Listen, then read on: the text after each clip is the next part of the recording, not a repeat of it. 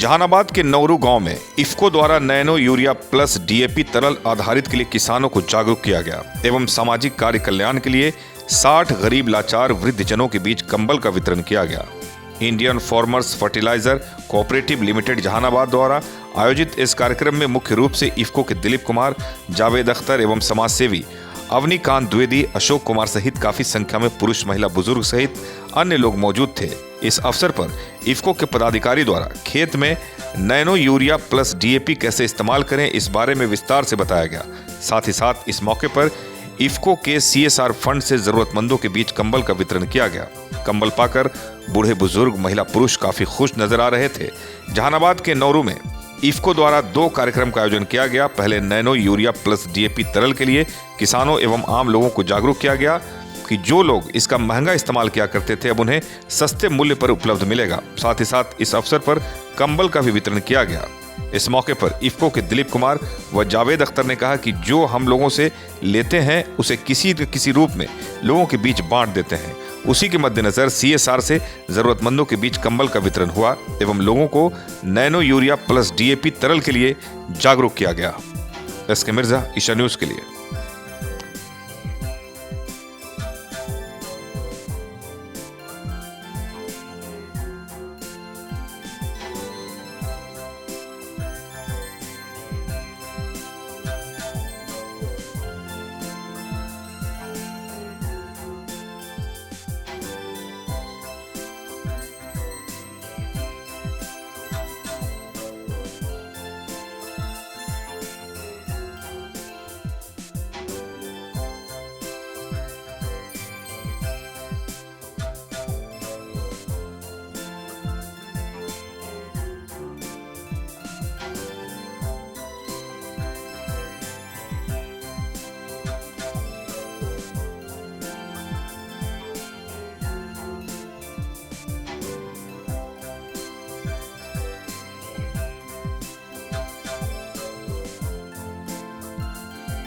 हमारे विनोद जी हैं, इन्हीं का ये खेत है। इनके खेतों में हमने ये नैनो यूरिया से स्प्रेइंग करवाया था।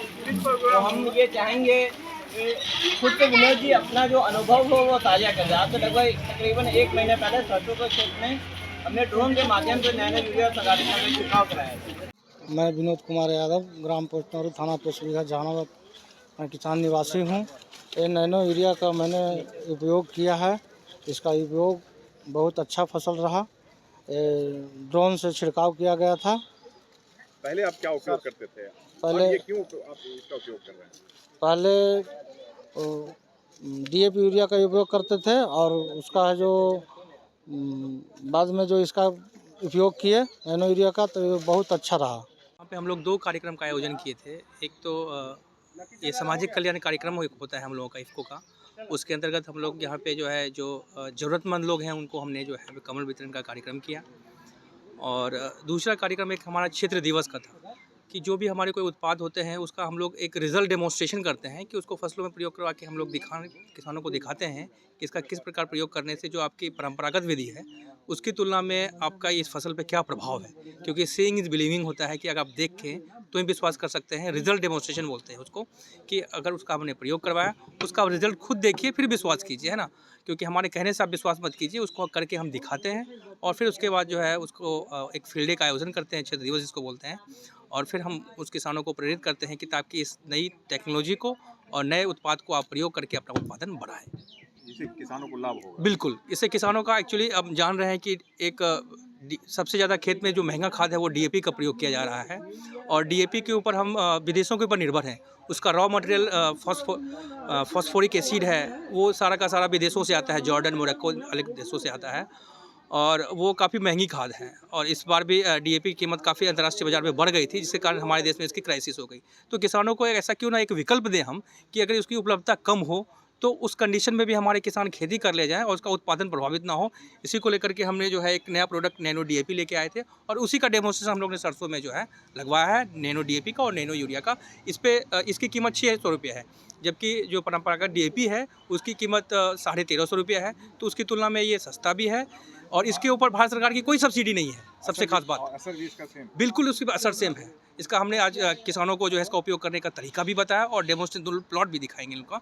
तो ये सस्ता भी है और किफ़ायती भी है और इसके ऊपर विदेशों की निर्भरता कम है। सब्सिडी की राशि सबसे बड़ी बात है, पूरी तरीके से सब्सिडी की राशि के ऊपर इसके ऊपर बचत है। कंबल जो वितरण किया गया है यहाँ पे, इस कार्यक्रम को आप किस रूप में आप देखते हैं, क्या कहना चाहेंगे? क्योंकि हम लोग एक इफ़को की परंपरा या कोई भी कंपनी की एक परंपरा होती है, एक CSR होता है, कॉर्पोरेट सोशल रिस्पॉन्सिबिलिटी।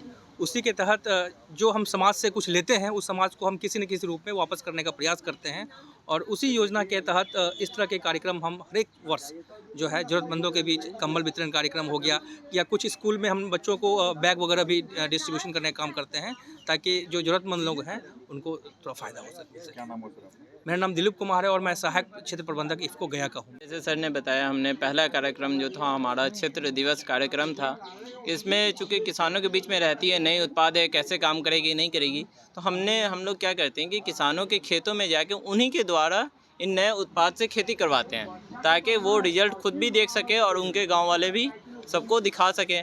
इसी पहला कार्यक्रम वो था। बगल में हमने यहीं पे खेत है, सरसों का खेत, इसके अंदर लगभग 1 महीने पहले नैनो यूरिया ये वाला है, इससे छिड़काव करवाया था ड्रोन के माध्यम से। वो बहुत अच्छा रिजल्ट है, अभी आप लोग को भी दिखाएंगे। और दूसरा जो कार्यक्रम था वो सामाजिक कल्याण हेतु कंबल वितरण का कार्यक्रम था। कंबल कितने लोगों को कंबल वितरण? हमने यहाँ पे आज के दिन में 60 लोगों को कंबल का वितरण किया, जिसमें ज़्यादातर जो लोग थे वो विधवा औरतें और मुस्मात औरतें थी या फिर जो असहाय लोग हैं उनके बीच में वितरण किया गया। क्या नाम हुआ आपका? जी, हमारा नाम जावेद अख्तर हुआ। मैं यहाँ पे junior field representative IFFCO Jehanabad.